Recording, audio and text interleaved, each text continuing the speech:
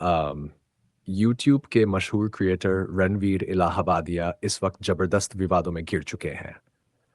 उनके एक बयान ने पूरे सोशल मीडिया पर आग लगा दी है। वीडियो क्लिप रणवीर इलाहाबादिया अपने शो में बोलते हुए दिखते हैं, फिर अचानक स्क्रीन पर न्यूज़ हेडलाइंस और वायरल ट्वीट्स फ्लैश होते हैं। सोशल मीडिया पर चारों तरफ आलोचना, हज़ारों लोग उनके खिलाफ आवाज़ उठा रहे हैं। इतना ही नहीं, इस बयान को लेकर उनके खिलाफ एफआईआर भी दर्ज हो चुकी है। क्या इस बयान के बाद रणवीर इलाहाबादिया का करियर खतरे में पड़ गया है? क्या उन्हें अब माफी मांगनी पड़ेगी या फिर इस विवाद का कोई और अंजाम होगा? लाखों फॉलोअर्स के साथ-साथ क्या उनका यूट्यूब चैनल भी खतरे में आ सकता है? पूरा मामला क्या है? सच क्या है और अफवाहें क्या हैं? अगर आप इस पूरे विवाद की असली सच्चाई जानना चाहते हैं, तो वीडियो को अंत तक ज़रूर देखें। रणवीर इलाहाबादिया का विवाद, यूट्यूब से वायरल हुआ मामला एफआईआर तक कैसे पहुंचा? रणवीर इलाहाबादिया, जिन्हें बियर बाइसेप्स के नाम से जाना जाता है, भारत के सबसे चर्चित यूट्यूबर्स और पॉडकास्ट होस्ट्स में से एक हैं। वे अपनी मोटिवेशनल बातों, इंटरव्यू और फिटनेस कंटेंट के लिए मशहूर हैं। लेकिन हाल ही में वे एक गंभीर विवाद में फंस गए, जिसने न केवल उनकी छवि को नुकसान पहुंचाया, बल्कि उनके खिलाफ कानूनी कार्रवाई भी शुरू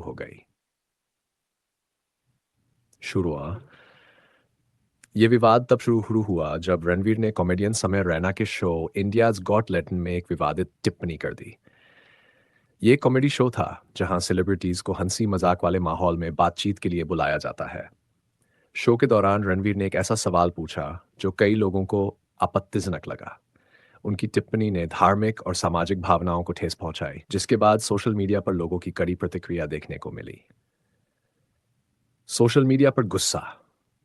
जैसे ही इस एपिसोड का क्लिप वायरल हुआ, ट्विटर अब एक्स, इंस्टाग्राम और यूट्यूब पर लोग रणवीर की आलोचना करने लगे। हजारों लोगों ने उनके खिलाफ ट्वीट किए, जिसमें कहा गया कि एक बड़े सोशल मीडिया इन्फ्लुएंसर होने के उन्हें इस तरह की गैर जिम्मेदाराना टिप्पणी नहीं करनी चाहिए थी। कुछ यूजर्स ने उनकी पुरानी वीडियोस को भी खंगालना शुरू किया और उन पर यह आरोप लगाया कि वे पहले भी कई बार बिना सोचे समझे बयान दे चुके हैं। देखते ही देखते यह विवाद की संगठन और नेताओं ने भी इस पर अपनी राय रखी। एफआईआर और कानूनी कार्रवाई। रणवीर के बयान को लेकर कई राज्यों में उनके खिलाफ एफआईआर दर्ज कराई गई। मुंबई और असम समेत अन्य राज्यों में अलग अलग संगठनों ने उनके खिलाफ शिकायत दर्ज कराई। मुंबई पुलिस ने इस मामले में संज्ञान लेते हुए जांच शुरू की।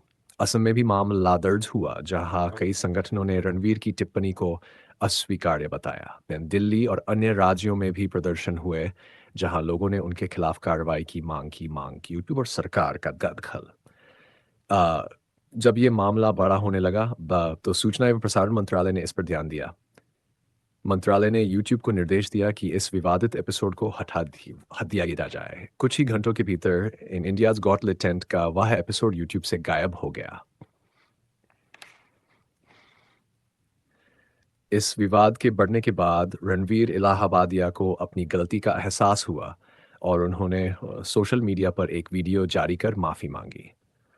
उन्होंने कहा, मुझे समझ में आ रहा है कि मेरी टिप्पणी अनुचित थी। मैं कोई कॉमेडियन नहीं हूँ और शायद मुझे इस तरह के ह्यूमर में जाने से बचना चाहिए था।